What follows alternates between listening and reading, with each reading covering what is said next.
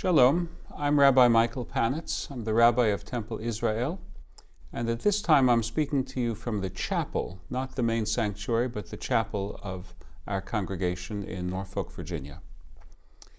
My subject is the count and the amount, an Omer meditation. Omer is a Hebrew word. It means the measure of grain that was brought every day to the tabernacle or the temple. The count and the amount. Friends, it's time for a generationally specific bit of cultural history. Who remembers this song lyric? "Oh Lord, won't you buy me a color TV? Dialing for dollars is trying to find me. I'll wait for delivery each day until 3. So, oh Lord, won't you buy me a color TV?"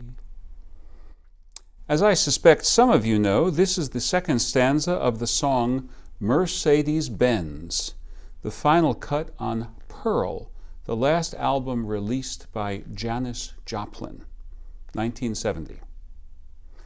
Her suspicious theology aside, the rest of the lyrics of the Joplin song are at least still familiar. We know that a night on the town, a color TV, and a Mercedes-Benz are material assets that one might wish for. But what is dialing for dollars? And what does it have to do with the Jewish practice of counting the days of the Omer? As for the first part of the question, Dialing for Dollars was a franchised game show, first aired on WCBM Radio, Baltimore, in 1939, and then transferred to television in the 1950s.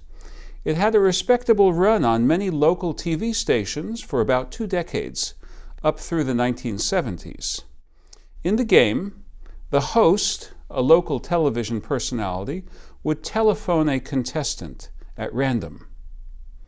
Answering the call, the contestant had to know correctly, quote, the count and the amount, meaning the day's count and the total amount of money at stake at that moment. Giving the correct answer, the contestant would win that sum. As for the Omer, well, here, to be honest, as best I know, no one on that show ever made an explicit reference to the Jewish practice of counting the days between Pesach, which is Passover, and Shavuot, which is Jewish Pentecost, the Feast of Weeks. But for those of us who remember the show, quote, the count and the amount is a convenient and natural trigger for the Jewish religious practice of cultivating mindfulness in the counting of the 7 weeks between Passover and Pentecost. It may surprise you to know that over the course of our ancient history, our ancestors had 4 separate approaches to counting the days.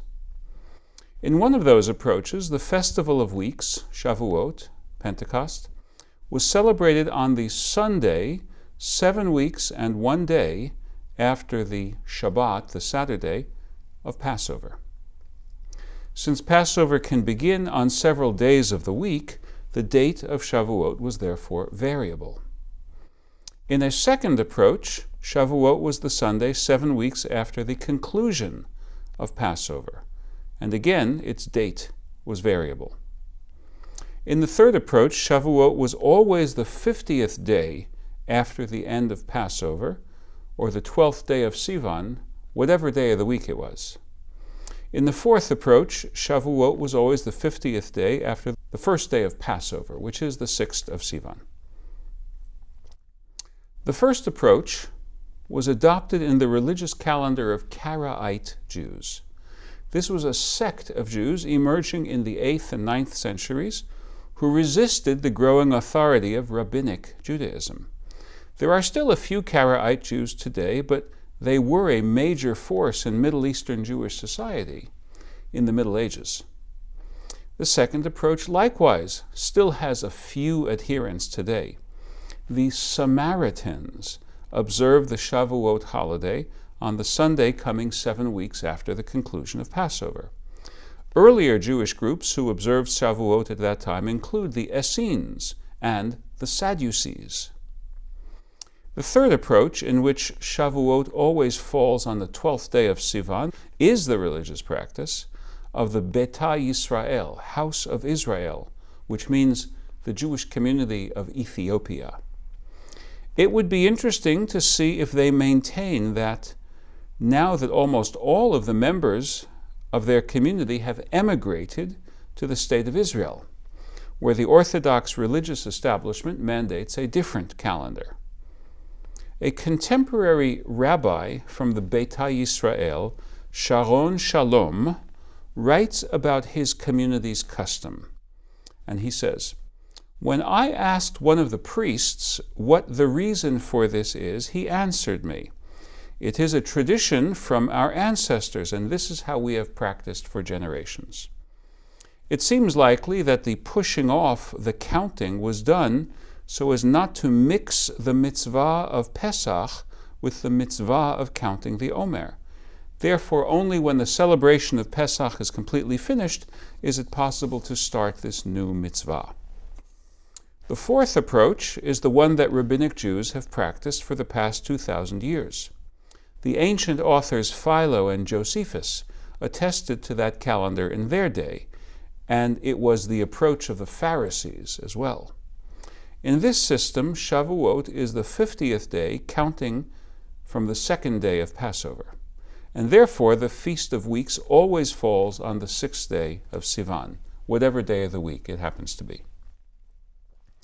Why is there such diversity of practice amongst established Jewish communities? They all base themselves on the same Bible. Here is the passage that each community has read with its own interpretation, starting Leviticus chapter 23, verse 10, and then I'll skip to verse 15 through 17. "When you enter the land that I am giving you and you reap its harvest, you shall bring the first sheaf of your harvest to the priest. He shall elevate the sheaf before the Lord for acceptance on your behalf. The priest shall elevate it on the day after the Shabbat." And now skipping to verse 15. "And from the day on which you bring the sheaf of elevation offering, the day after the Shabbat, you shall count off 7 weeks. They must be complete. You must count until the day after the 7th week, 50 days. Then you shall bring an offering of new grain to the Lord, as first produce to the Lord." As we can see, the crux of the debate is how to understand the word Shabbat and the phrase Mimocharat HaShabbat, the day after the Shabbat. If Shabbat means the 7th day, then we get either the first or second approach, where Shavuot falls on a Sunday.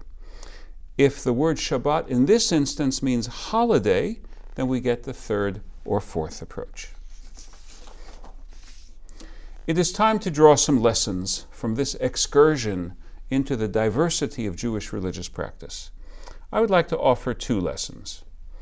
First, let us notice that none of the 4 Jewish communities adopted what on the face of it might be the simplest interpretation of the verse in Leviticus, namely, that the counting commenced from whenever the first sheaf was reaped. A little earlier this year, a little later next year, but whenever it actually happened agriculturally. That would make the Shavuot festival variable, but only because it followed the natural course of the seasons. Why did this simple and natural interpretation not take hold? I will speculate here. Once the religion of Israel had supplanted the old, perhaps pre-Israelite, agricultural calendar of Canaan, the Feast of Weeks was connected not only to the pagan barley harvest festival, but to the biblical festival of Passover. That means Shavuot was reimagined within the historical dimension of God's gracious deeds of rescuing and covenanting with the people Israel. The process of turning the festival of Aviv, which means the festival of unripened wheat, the festival of barley, into Passover, produced a strong urge to find the historical connection to Shavuot as well. By the rabbinic era, that connection, never made quite specific in the Bible, was that Shavuot was the anniversary of the giving of the 10 Commandments. Since Passover had a definite anniversary date, so too with the later harvest festival of Shavuot.